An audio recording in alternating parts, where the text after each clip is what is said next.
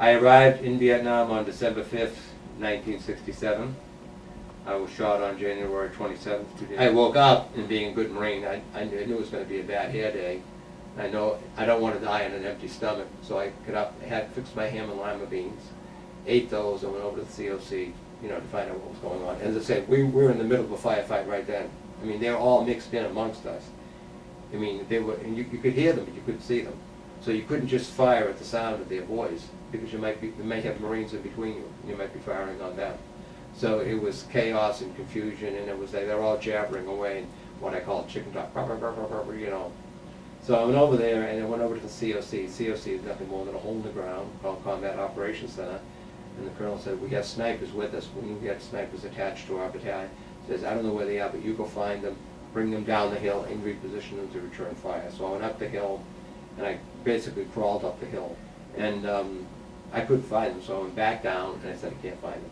He said, well, they're here somewhere, Lieutenant, you go find them. So I went up the hill another way, more dangerous than the first way, and I got up far enough, and someone said, yeah, they're down the hill.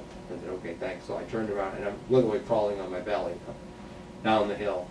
And I got down far enough in the hill, and I started to sort of duck walk down the hill, and a round landed squarely between my feet.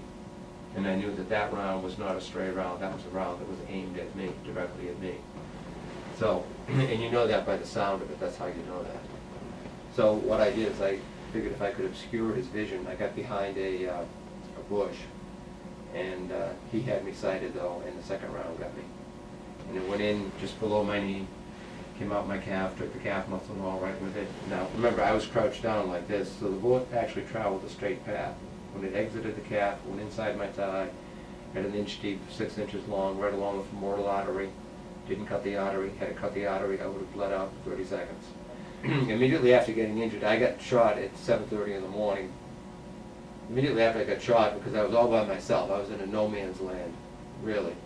I mean, everybody around me was either killed or wounded. The only living thing near me was a German Shepherd police dog, our patrol dog, who had been, he was going crazy because his handler had just been killed. He was tied to a bush not too far from me. But I saw myself bleeding out of my calf, and it was just coming out like a, bubble, a water bubble, just.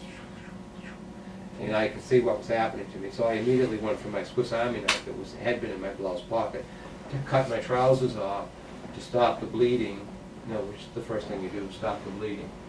Okay, and then I realized I couldn't find the knife, and I couldn't find the knife because when the bullet went through, it burst the pocket, and God knows where the knife went. I kind of looked around for it as much as I could, but I couldn't find it, so I don't know what happened with it. So then I felt myself passing out from the immediate loss of blood. And I didn't even have time to say Hail Mary.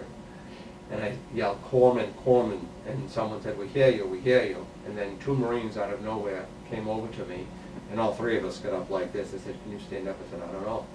So we stood up like this, they opened up, and all 3 of us, we all hit the deck, and none of us was hit, thank God. Then they took me by my flak jacket, which is like a vest with plates in it. They're fairly heavy, they weigh about 30 pounds. And they just, on their hands and knees, dragged me up the hill to a corpsman who gave me a shot of blood thicken my blood, and a shot of morphine. That night I ended up at NAS Naval Aid Station in Da Nang, in this big metal warehouse, and where all kinds of people are wounded in there. And we're waiting for medevac somewhere else. Well, a helicopter took me out to the USS Sanctuary. I got there about 10:30, and the next morning, the doctor came into my room on the hospital ship, the USS Sanctuary, and he was like, said, you want a souvenir? He said, I took this out of you last night. I was burned overnight on the hospital ship, the USS Sanctuary. They applied a splint cast to my leg, and normally you use a cotton wrap over the flesh before you put the plaster on, because in the plaster there is lime. The lime produces chemical heat, which dries out the plaster, just like you have in your walls and your ceilings. Any other, in fact, masonry all has lime in it, and it burns. It's constantly, all night long. That cast, the splint cast they put on my leg after the operation, the first of 7, to immobilize my leg. It burnt the whole backside of my leg, so I have 3-degree burns above my knee, below my calf, and burned my heel cap completely off. It's gone. All the way down to the Achilles tendon. And by the way, the weapon that I was shot with was this right here. This is a Russian SKS. It's a single shot, magazine fed weapon, mounted with 3.5 power scope. Don't worry, it's not loaded. and that's what they use for sniping. Why did I choose the Marines? They're the first to fight. And I chose the Marines because I went in the Marine Corps primarily for the GI Bill to get a college education. So who's the first ones to fight? The Marines, so that's why I went to the Marines.